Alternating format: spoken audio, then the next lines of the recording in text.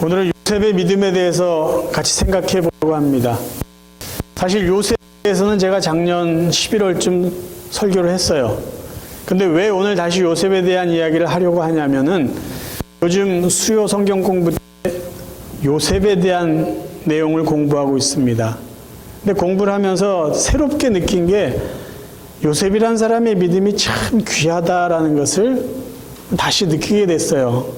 그래서 성경 공부하면서 우리 장로님, 권사님들, 집사님과 나누던 이야기 중에 몇 개를 다시 제가 좀 정리를 해서 여러분과 함께 오늘 요셉은 어떤 믿음을 갖고 살았을까, 그리고 그런 요셉의 믿음의 결과는 어떻게 나타났는가, 두 가지 관점으로 오늘 같이 한번 살펴보려고 합니다. 성경에 나타나 있는 요셉의 믿음의 특징이 있습니다. 요셉의 믿음의 특징은요, 눈으로 볼 수 있다라는 거예요. 눈으로 보고 알 수 있는 믿음이에요. 창세기 39장 2절에 보면은요, 이렇게 기록되어 있습니다. 여호와께서 요셉과 함께 하심으로 그가 형통한 자가 되어 그의 주인 애굽 사람의 집에 있으니 그의 주인이 여호와께서 그와 함께 하심을 보며 또 여호와께서 그의 범사에 형통하게 보았더라. 보았어요. 보디발은 요셉의 삶을 통해서 그가 하나님을 어떻게 믿고 신앙생활을 했는지, 하나님은 요셉을 어떻게 축복하고 그의 삶을 인도해 주셨는지 보고 알았다는 것이에요. 여러분, 대단한 믿음이라 생각하지 않습니까? 눈에 보였어요. 사람이 알 수 있는 믿음을 요셉은 가지고 살았습니다. 자, 그럼 사람들에게 보여줬던, 보디발이 알아챘던 요셉의 첫 번째 믿음은 어떤 믿음이었을까요? 거룩함입니다. 9절, 창세기 39장 9절 읽어드리겠습니다. 이 집에는 나보다 큰 이가 없으며 주인이 아무것도 내게 금하지 아니하였어도 금한 것은 당신뿐이니 당신은 그의 아내임이라. 그런즉 내가 어찌 이 큰 악을 행하여 하나님께 죄를 지으리. 자, 여러분, 여기 중요한 것이 있어요. 보디발이라는 주인은 자기 아내는 건들지 말라고 이야기한 것 같아요. 그렇죠? 근데 지금 요셉이 보디발의 아내에게 이야기하면서 나는 하나님께 죄를 짓지 않겠습니다라고 말합니다. 여기서 중요한 원리가 하나 있어요. 죄는요, 인간관계 속에서 규정되는 것이 아니라 하나님과의 관계 속에서 규정된다라는 것이에요. 그러니까 내가 당신하고 어떤 불륜을 저질러든 어떤 관계를 맺든지 그게 죄가 될까 안 될까, 이게 중요한 게 아니라 하나님께 이게 죄가 될까 안 될까, 그게 삶의 기준이라는 거예요. 그러니까 요셉은 자기가 어떤 삶을 살아오고 있든지 어떤 곳에 있든지 그게 자기들이 자기의 죄를 규정해 주는 것이 아니라 하나님이 원하시는 거냐, 하나님이 원하지 않는 것이냐, 하나님이 자기 삶의 죄의 기준이 되고 근거가 된다라는 말씀이죠. 이런 기준이 있었기 때문에 요셉은 나는 당신께 죄를 짓지 않겠습니다 말하지 않았고요, 하나님께 죄를 범하지 않겠습니다라고 말할 수 있었던 것이에요. 사실 이 기준이 없었다면요, 요셉은 이 보디발의 부인과 어떤 분류를 맺고 나서도 핑계거리가 충분히 있습니다. 이렇게 핑계댈 수 있어요. 아니, 저는 이 주인의 부인 말을 듣지 않으면요, 제가 죽을 수도 있어요. 여기서 쫓겨날 수도 있어요. 근데 어떻게 합니까? 살기 위해서 저는 할 수 없이 이 주인의 부인 말을 들을 수밖에 없습니다. 얼마든지 이렇게 말할 수 있어요. 그러니까 지금 요셉의 상황은요, 보디발의 아내의 말을 듣는 게 훨씬 쉽지 거절하는 것은 몇 배나 어려운 상황입니다. 근데 그가 그거를 거부할 수 있었던 것은요, 하나님이 그의 삶의 기준이었기 때문이에요. 아, 이거는요, 당신하고 나의 문제가 아니라 하나님과의 문제입니다. 그래서 저는 하나님께 죄를 범할 수 없습니다라고 말했던 것이에요. 죄는 무엇으로 기준을 삼아야 될까요? 세상의 분위기, 문화, 환경, 주위 사람들의 어떤 판단? 아니죠. 하나님께 있어요. 하나님께. 오늘 우리가 읽은 본문은요, 잘 아는 내용인데 이 관점을 한번 살펴봤으면 좋겠어요. 거룩하지 않은 한 여인과 거룩하려고 몸부림치는 한 청년, 이 두 사람의 삶의 관점을 대조적으로 보여주고 있다. 그 관점으로 본문을 다시 한번 여러분 보시기를 바라요. 자, 10절부터입니다. 여인이 날마다 요셉에게 청하였으나 요셉은 듣지 아니하여 동침하지 아니할 뿐더러 함께 있지도 아니하니라. 그러할 때 요셉이 그의 일을 하러 그 집에 들어갔더니, 할 수 없이 일하러 들어간 거 아니에요? 그 집 사람들은 하나도 거기 없었더라. 그 여인이 그의 옷을 잡고 이르되 나와 동침하자. 그러나 요셉이 자기 옷을 그 여인의 손에 버려두고 밖으로 나가매 그 여인이 요셉이 그의 옷을 자기 손에 버려두고 도망하여 나감을 보고, 한 여인은 붙잡죠. 거룩하지 않은 부정한 시간을, 삶을 살려고 붙잡습니다. 날마다 요청해요. 힘없는 이 청년은요, 날마다 거절해요. 결국 도망을 칩니다. 붙잡는 자와 도망하는 자예요. 권력이 있어요. 부가 있어요. 사람의 생명을 살리고 죽일 수도 있는 그런 권세를 가진 한 여인이요, 자기가 좌지우지할 수 있는 노예를 가지고 불륜을 계획하고 끝없이 유혹해요. 자기의 생명이 달려있는 그 상대방의 유혹을 날마다 거절하기 위해서 몸부림치는 한 청년이 있습니다. 한 가지 이유 때문이에요. 하나님 앞에서 거룩하게 살기 위해서. 이게 요셉의 믿음이에요. 믿음. 그냥 나는 좀 깨끗하게 살고 싶어, 이게 아니라는 거죠. 믿음. 그러면 굉장히 멋있어요. 용감해요. 죽을지도 모르는데 거룩하게 살겠다고 하나님 앞에서 용기 있는 발언을 하고 그 자리를 떠났습니다. 도망쳤어요. 결과는 어떤 일이 벌어졌을까요? 거룩하게 살기로 결심한 사람은 그의 삶에 어떤 삶의 모습이 드러날까요? 1차적으로 다행인 것은 죽지 않았습니다. 이 여인이 기분 나빠서 얼마든지 죽일 수도 있었는데 다행히 죽지 않았어요. 왜 안 죽었냐면 보디발 때문이에요. 이 여인은 자기 남편에게 고자질을 해서 당신이 데려온 이 노예가 나를 강간하려고 했습니다. 그러면 이 남편이 대신 죽여줄 줄 알았는데 이 보디발이 굉장히 지혜로운 선택을 해요. 첫 번째, 자기 아내의 마음을 이해해 주는 듯이 일단 화를 냅니다. 그리고 요셉을 보호해 줘요. 자, 먼저요, 보디발이 알고 있었던 것이 있어요. 이미 보디발이 보고 알았던 건 뭐죠? 요셉의 믿음이에요. 보디발은 요셉이 거룩한 청년이라는 것을 이미 알고 있었습니다. 그리고 알고 있었던 것이 또 하나 있어요. 자기 아내가 거룩하지 않다라는 것도 보디발은 알고 있었어요. 그래서 요셉을 그 자리에서 죽일 수가 없었죠. 어느 게 진짜고 어느 게 거짓인지 알았기 때문에. 그런데 자기 아내 아니에요. 그래서 어떻게 했느냐? 요셉을 죽이지는 않고 요셉을 보호하는 차원으로 감옥에 보냅니다. 근데 놀라운 사실이 여기 숨겨져 있어요. 이 감옥은 아무나 갈 수 있는 감옥이 아니다라는 거죠.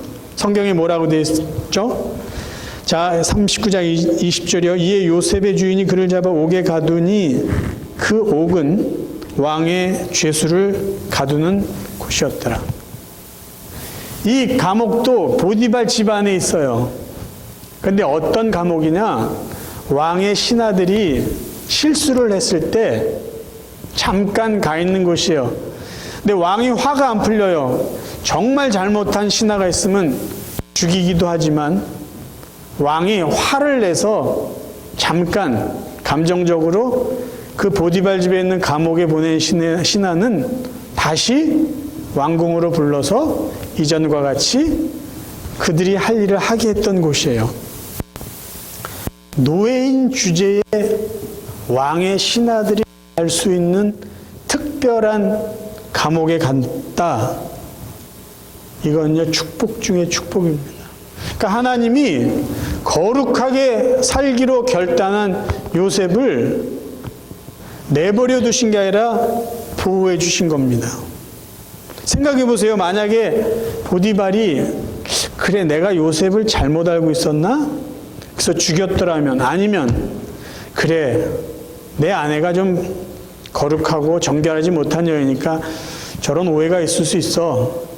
그래서 그냥 이 사람도 저 사람도 좋게 하려고 요셉을 내쫓았다면은 요셉이 하나님의 뜻을 이루기 위해서 애굽의 총리가 될 수 있었을까요?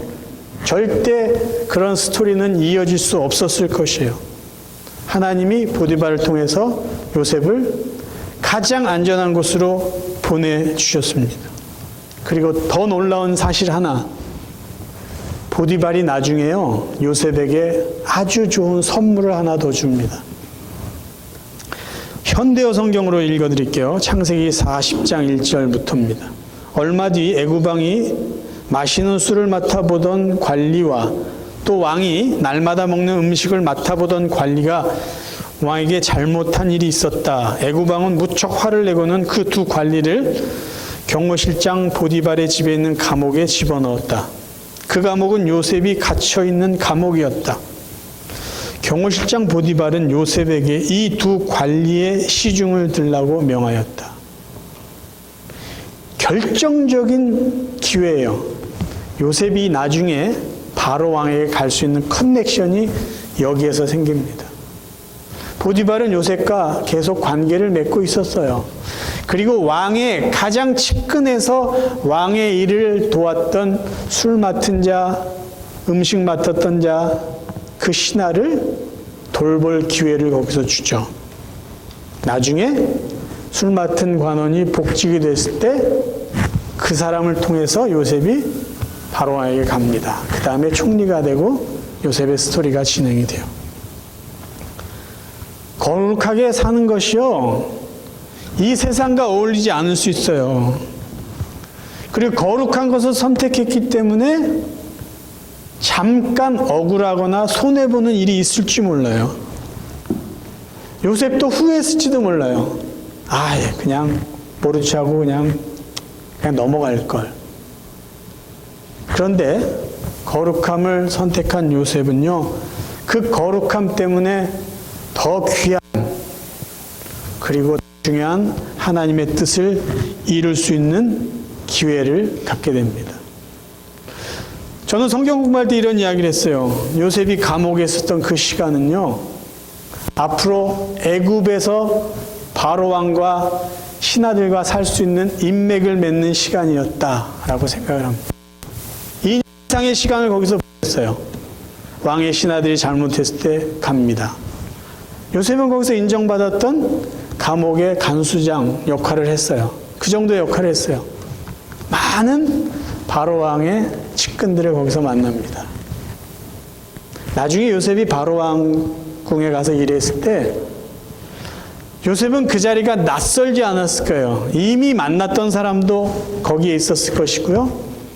요셉이 간접적으로 신하들을 통해서 들었던 바로 왕도 거기서 봤고요.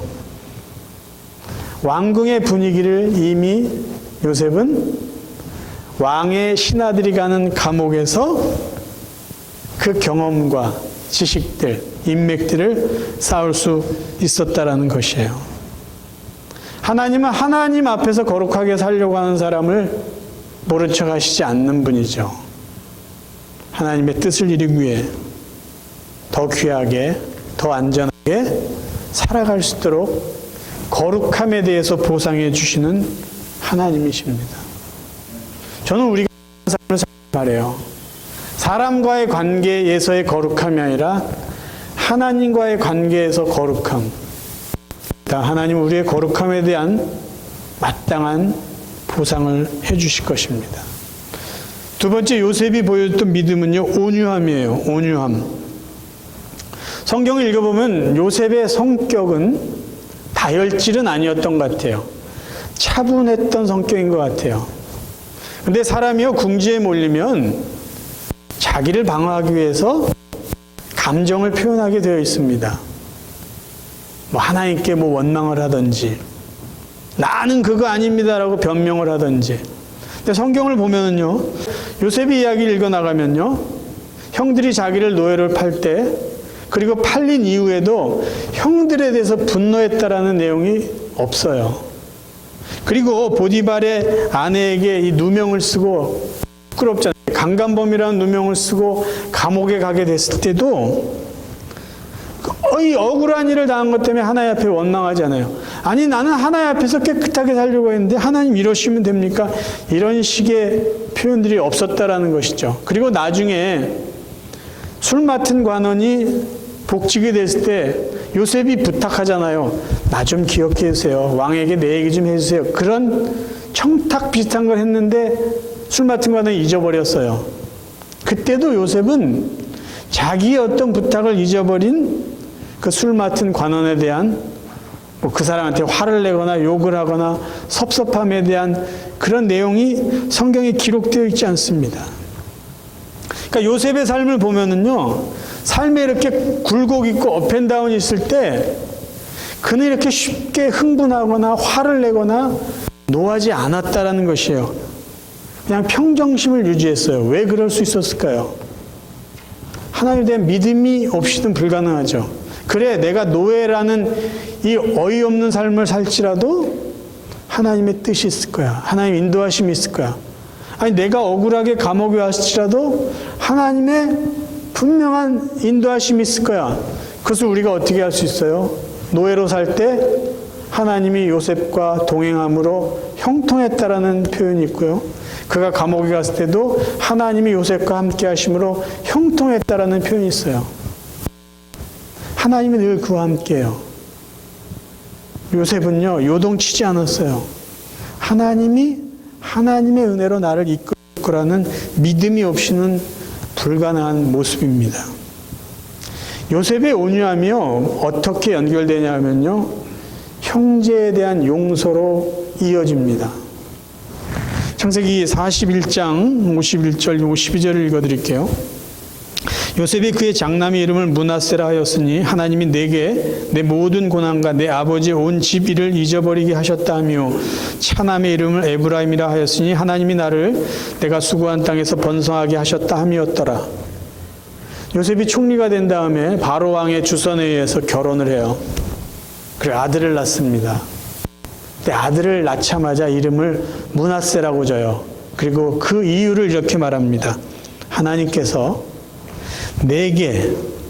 내가 그동안 겪었던 고난, 아버지의 온 집안일을 잊어버리게 하셨습니다. 그것을 아들을 통해서 나는 고백합니다라는 거예요. 그럼 아버지 집에 온 일은 뭘까요? 고난은 무엇일까요? 형들이 자기를 죽이려고 했고 노예로 팔아버리고 노예로 살면서 억울한 일을 당하고 그랬던 모든 고난이에요. 만약에 요셉이요, 마음속에 형들에 대한 복수를 계속 꿈꾸고 있었다면요, 이런 이름은 절대로 나올 수 없죠. 요셉이 계속해서 마음속에 형들에 대한 분노와 복수를 꿈꾸고 있었다면 드디어 형들을 만났을 때 요셉이 어떻게 했을까요?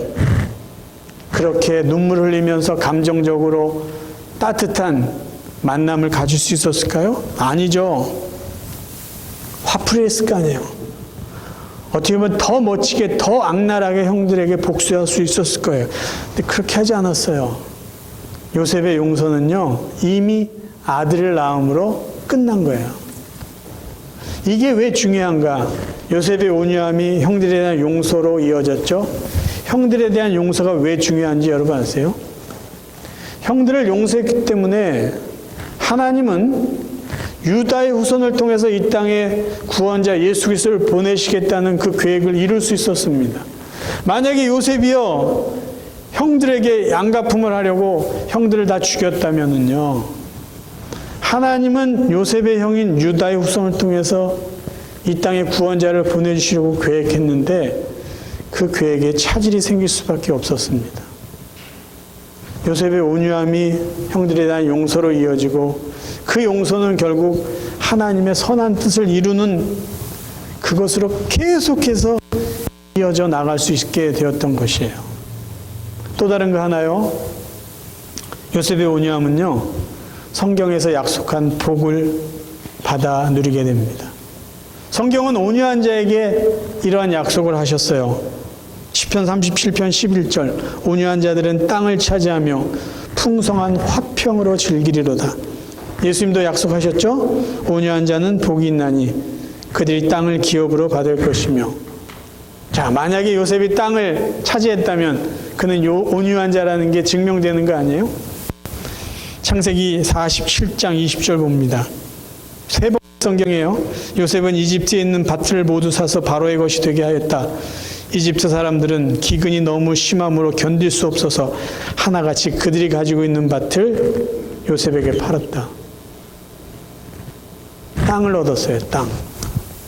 요셉의 삶은요, 늘 하나님 주신 평안으로 살아갈 수 있었어요. 온유한 자, 하나님의 뜻을 이룰 수 있는 귀한 삶을 살 뿐만 아니라 이 땅에서 땅을 차지하는 복을 누릴 수 있습니다. 흥미로운 게 뭔지 아세요? 제가 땅 이야기를 했는데 온유하지 못했기 때문에 땅을 차지하지 못한 사람들의 이야기가 성경에 똑같이 나와요. 온유하지 못한 것 때문에 땅을 차지 못한 대표적인 사람, 광야 1세대들이에요. 민수기 14장입니다. 민수기 14장 1절부터 이 사람들이 온유하지 못했던 모습을 여러분 한번 찾아보세요. 민수기 14장. 온 회중이 소리를 높여 부르짖으며 백성이 밤새도록 통곡하였더라. 이스라엘 자손이 다 모세와 아론을 원망하여 온 회중이 그들에게 이르되 우리가 애굽 땅에서 죽었거나 이 광야에서 죽었으면 좋았을 것을 어찌하여 여호와가 우리를 그 땅으로 인도하여 칼에 쓰러지게 하려 하는가. 우리 처자가 사로잡히리니 애굽으로 돌아가는 것이 낫지 아니하랴. 이에 서로 말하되 우리가 한 지휘관을 세우고 애굽으로 돌아가자. 이 이야기 아시죠? 배경을 아시죠? 가나안 땅 들어가느니 우리 애굽으로 다시 가서 노예로 살자라는 거예요. 근데 이들의 태도를 보세요. 10명의 정탐꾼 이야기를 듣고 1절 보세요.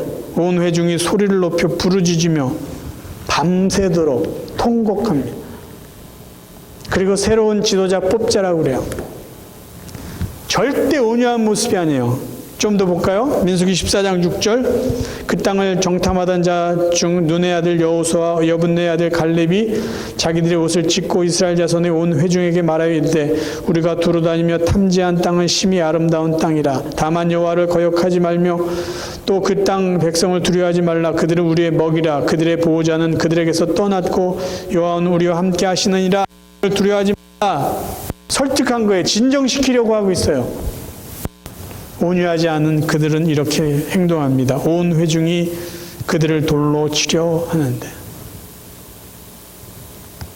이 사람들은요, 지금 엄청 흥분하고 있어요. 사람 죽이려고 하고 있어요. 밤새 난리를 치고 있어요. 누구 하나도 온유하게 반응하지 않습니다. 결과는 어떻게 되는지 저희들이 잘 알고 있습니다. 가나안 땅을 차지하지 못해요. 광야에서 40년 동안 죽을 때까지 방황하다가 광야에서 죽었어요. 안타깝게도 이들을 인도했던 지도자 모세와 아론도 온유하지 못한 것 때문에 가나안 땅에 들어가지 못해요. 민수기 20장 쉬운 성경으로 제가 읽어드릴게요. 7절부터요. 여호와께서 모세에게 말씀하셨습니다. 너와 네 형 아론은 백성을 불러 모아라. 그리고 네 지팡이를 가지고 간 후에 백성 앞에서 저 바위에 대고 말하여라. 그러면 저 바위에서 물이 흘러내릴 것이다. 그 물을 백성과 그들의 짐승에게 주어 마시게 하여라. 모세는 여호와께서 명령하신 대로 여호와 앞에서 지팡이를 잡았습니다. 모세와 아론은 백성을 바위 앞으로 불러 모았습니다. 그런 다음에 모세가 말했습니다. 불평꾼들이여, 내 말을 들으시오. 당신들을 위해 이 바위에서 물이 나오게 하면 되겠소. 사실 모세도 화가 났어요. 한두 번이죠. 먹을 거 없다 불평, 마실 물 없다 불평. 그래서 모세가 하나님의 말씀대로 지팡이를 듣고 바위 앞에 백성을 부른 다음에 이야기해서 이 불평꾼들이요, 그렇게 이야기합니다. 근데 그 다음이 문제예요. 모세는 손을 높이 들고 그 바위를 지팡이로 2번 내리쳤습니다. 그러자 바위에서 많은 물이 흘러내렸습니다. 백성과 그들의 짐승이 그 물을 마셨습니다. 그러나 여호와께서 모세와 아론에게 말씀하셨습니다. 너희는 나를 믿지 않고 백성 앞에서 나를 거룩히 여기지 않았다. 그러므로 너희는 내가 약속으로 주겠다던 그 땅으로 백성을 인도하지 못할 것이다. 하나님이 하신 대로 하지 않았어요. 온유하게 명령하지 않고요. 성질을 부리고 지팡이로 바위를 2번 내리친 거예요. 화풀이를 한 거예요. 신명기예요. 똑같이 다시 말씀하세요. 3번역으로 읽어드릴게요. 신명기 32장 50절. 너의 형 아론이 호르산에서 죽어 백성에게로 돌아간 것 같이 너도 네가 오른 이 산에서 죽어 조상에게로 돌아갈 것이다. 이는 네가 신광야에 있는 가데스의 무리바셈에서 물이 터질 때에 이스라엘 자손이 보는 데서 믿음 없는 행동을 하고요. 믿음 없는 행동을 하고 이스라엘 자손에게 나의 거룩함을 나타내지 않았기 때문이다. 너는 내가 이스라엘 자손에게 주는 저 땅을 눈으로 바라보기만 하고 그리로 들어가지 못할 것이다. 온유함을 신명기에서는 믿음 없는 행동으로 말해주고 있어요. 이것만 좀 참았으면 될 텐데 괜히 성질 내가지고요. 가나안 땅에 들어가지 못하게 됩니다. 여러분, 성질대로 하지 마세요. 어떤 분들은 막 해버리고 그러죠. 나 원래 성격이 이런데 나 원래 끝이 없잖아. 끝은 자기만 없죠. 자기가 성질내고 화낸 그 사람은 남아있어요. 성경은 그렇게 말하지 않고 있어요. 세상은요, 거룩함을 미덕으로 여기지 않아요. 절대로 거룩한 거를 세상 사람들에게 강요하지 않아요. 왜냐하면요, 다 타락했기 때문이에요. 굳이 거룩할 이유가 없다는 거예요. 이 세상은 그래요. 그런데 우리는 거룩해야 될 이유가 세상이 거룩하거나 거룩하지 않거나 거기에 있지 않고 하나님께 있기 때문에 거룩해야 되는 사람들이에요. 세상의 기준이 아니잖아요. 세상의 논리가 아니잖아요. 사람들의 어떤 평가가 아니잖아요. 하나님의 평가가 우리에겐 중요하니까 문화를 떠나서 세상의 분위기를 떠나서 우리는 하나님의 기준대로 거룩해야 된다는 것이에요. 그리고 우리가 그렇게 거룩하게 살면 하나님이 거룩함에 대한 나머지의 삶은 책임져 주신다는 거예요. 세상은 온유함을 미덕이라고 이야기하지 않아요. 왜요? 약해 보이거든요. 그래서 세상은 온유함에 대해서 전혀 강조하지 않습니다. 그런데 성경은 온유하게 살 것을 우리에게 도전해 주고 있어요. 왜? 온유하게 살면 하나님의 뜻이 이루어지고 온유하게 살면 하나님의 약속의 복이 분명히 그들에게 있기 때문이에요. 마지막으로 말씀을 함께 나누고 설교를 마치려고 합니다. 성경은 우리에게 거룩한 삶을 살라고 명령하고 계세요. 데살로니가전서 4장 3절부터입니다. 하나님께서는 여러분이 성적인 모든 죄를 피하고 거룩하고 순결하게 살기를 원하십니다. 자기 아내를 거룩하고 존귀한 마음으로 사랑하십시오. 육체의 정욕에 따라 여러분의 몸을 사용하지 마십시오. 그것은 하나님을 모르는 사람이나 짓는 죄입니다. 사랑하는 성도 여러분, 저희들의 남은 삶이요, 요셉처럼 하나님 앞에서 거룩하고 사람들 앞에서 온유함으로 살 수 있기를 바랍니다. 이것은 우리의 믿음이에요. 거룩하고 온유하게 삶으로 하나님이 우리를 통해 이루실 하나님의 뜻도 이루어 가시는 그런 삶을 사시고요. 하나님이 약속하신 복, 땅을 차지하는 땅을 차지하는 화평으로, 풍부한 화평으로 즐기며 살아가는 그런 복된 삶을 살아갈 수 있기를 주의 이름으로 축원합니다.